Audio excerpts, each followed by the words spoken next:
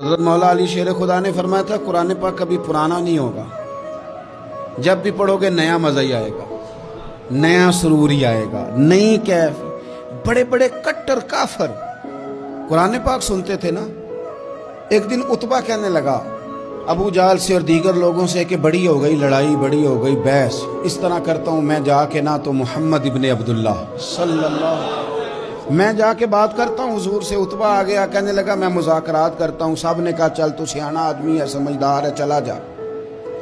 جا کے نہ تو وہی باتیں جو وہ ہمیشہ کرتے تھے۔ نبی کریم علیہ السلام سے کہنے لگا ہم سارے آپس میں ہیں، برادری ہے، قبیلہ ہے، ایک شہر ہے، پھر بھی لڑائیاں شروع ہو گئی ہیں۔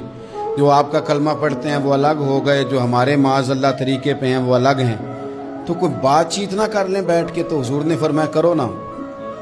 کہنے لگا اگر آپ سرداری چاہتے ہیں تو ہم دیتے ہیں، اور اگر آپ مال و دولت چاہتے ہیں تو معاذ اللہ ہم دیتے ہیں۔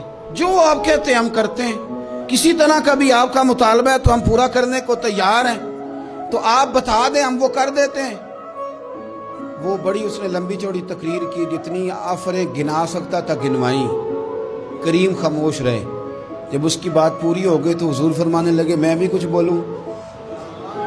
کہنے لگا بولیں۔ میرے نبی پاک نے قرآن پاک پڑھنا شروع کر دیا، چند آیتیں پڑھی، کھڑا تھا بیٹھ گیا، پھر اٹھ پڑا، کبھی ادھر جاتا ہے کبھی ادھر آتا ہے۔ حضور نے تلاوت ختم کی، کہا کوئی بات کرنی ہے؟ کہنے لگا نہیں مجھے اجازت دے دو۔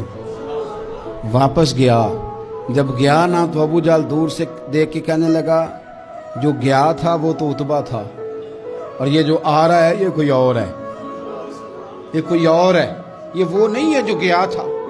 واپس آیا تو کہا کیا طے ہوا؟ کہنے لگا یار طے کیا کرنا ہے، میں نے شاعر بھی دیکھے، کاہن بھی دیکھے، جادوگر بھی دیکھے، میں نے زمانہ گھوما ہے، پر جو قرآن وہ پڑھتے ہیں وہ بندے کا کلام نہیں، وہ رب کریم کا ہی کلام ہے، وہ اللہ کا کلام ہے۔ تم نہیں مقابلہ کر سکتے، تم باز آ جاؤ، وہ تمہارے بس کی بات نہیں۔